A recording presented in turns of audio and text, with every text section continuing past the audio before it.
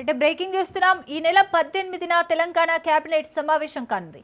CM Revanth Reddy అధ్యక్షతన సాంప్రదాయానికి భిన్నంగా ఈసారి మేడారంలోని హరిత హోటల్లో భేటీ కానుంది. ఆసియాలోని అతిపెద్ద గిరిజన జాతరగా పేరు పొందిన మేడారం సమ్మక్క సారాలమ్మ మహాజాతర ఈ నెల 28 నుంచి ప్రారంభం కాబోతోంది. ఈ జాతరకు ముందు మేడారంలో కేబినెట్ భేటీ నిర్వహించేందుకు ప్రభుత్వం యోచిస్తోంది. అదే రోజు ఉదయం ఖమ్మం నగరంలో మున్సిపల్ ఎన్నికల ప్రచార సభ నిర్వహించి మధ్యాహ్నం మేడారంలో కేబినెట్ భేటీ జరిగే అవకాశాలున్నట్లు సమాచారం.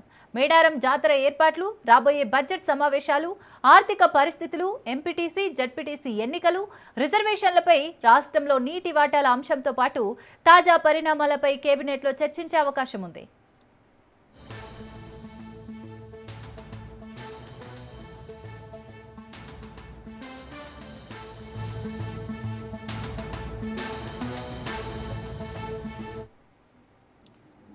రైట్, కేబినెట్ లో చర్చించే అంశాలకు సంబంధించి మరిన్ని డీటెయిల్స్ మా ప్రతినిధి సునీల్ అందిస్తారు. సునీల్, తెలంగాణ రాష్ట్ర కేబినెట్ సమావేశం ఈ నెల 18వ తారీఖున ములుగు జిల్లా మేడారంలో నిర్వహిస్తున్నట్టు కూడా ఇప్పటికే రాష్ట్ర ప్రభుత్వం నిర్ణయించింది. దీంట్లో ప్రధానంగా తెలంగాణ రాష్ట్రం ఏర్పడిన తర్వాత మొట్టమొదటిసారిగా బయట అవుట్స్కట్స్ లో ఈ యొక్క కేబినెట్ సమావేశం నిర్వహించడం ఇదే మొదటిసారిగా అని కూడా చెప్పవచ్చు. అయితే ఇందులో ప్రధానంగా అనేక అంశాలపై కూడా కేబినెట్ సమావేశంలో చర్చించే అవకాశం ఉంది. ప్రధానంగా మేడారం మహాజాతర సందర్భంగా అభివృద్ధికి, అదేవిధంగా శాశ్వత ప్రణాళికలపై మాస్టర్ ప్లాన్ కూడా చర్చించనుంది కేబినెట్ సమావేశంలో. దీంతో పాటు రానున్నటువంటి రోజుల్లో జరగబోయేటువంటి మున్సిపల్ ఎన్నికలు, రిజర్వేషన్ సంబంధించిన అంశాలతో పాటు ఎంపీటీసీ, జెడ్పీటీసీ సంబంధించినటువంటి ఎన్నికలు, అదేవిధంగా రిజర్వేషన్లకు సంబంధించిన అంశాలపై కూడా ఈ కేబినెట్ సమావేశంలో చర్చించి కీలక నిర్ణయం కూడా తీసుకునే అవకాశం ఉంది. దీంతో పాటు ఇటీవల కాలంలోనే ఒక రాష్ట్ర వ్యాప్తంగా ఒక చర్చనీయాంశంగా మారినటువంటి జిల్లాల పునర్విభజన సంబంధించిన అంశాలపై కూడా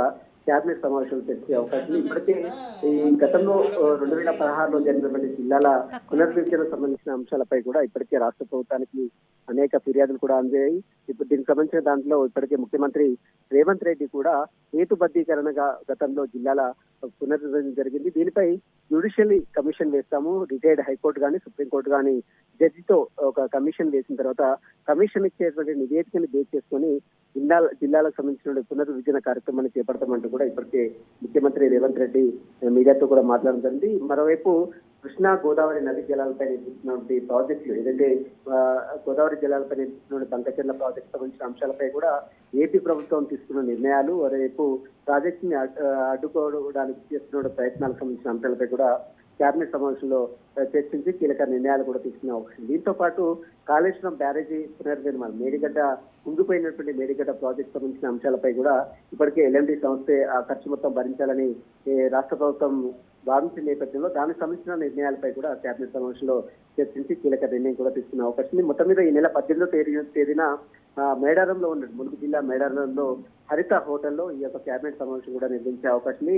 మొట్టమొదటిసారిగా తెలంగాణ రాష్ట్ర ప్రభుత్వం ఏర్పడిన తర్వాత మొట్టమొదటిసారిగా అవుట్స్కట్స్ లో, అంటే బయట ఈ యొక్క కేబినెట్ సమావేశం ఏర్పాటు చేయడం. ఇప్పటివరకైతే కేవలం తెలంగాణ రాష్ట్రంలో సచివాలయంలో, అదేవిధంగా ప్రజాభవన్లో, ప్రగతి భవన్లో జరిగిన కేబినెట్ సమావేశం మనం అనేకం చూస్తాం. కానీ ఇప్పుడు మొట్టమొదటిసారిగా మేడారం లో కేబినెట్ సమావేశం, అది కూడా ఒక హోటల్లో కేబినెట్ సమావేశం నిర్వహించడం ఇదే మొదటిసారిగా భావించవచ్చు. ప్రస్తుతమైతే ఈ కేబినెట్ సమావేశంలో కూడా అనేక అంశాలపై కూడా ముఖ్యమంత్రి రేవంత్ రెడ్డితో పాటు ముఖ్యమంత్రి రేవంత్ రెడ్డి అధ్యక్షతన కేబినెట్ సమావేశం నిర్వహిస్తున్నారు. కాబట్టి దీంట్లో అనేక కీలక అంశాలపై కూడా చర్చించి కీలక నిర్ణయాలు కూడా తీసుకునే అవకాశం.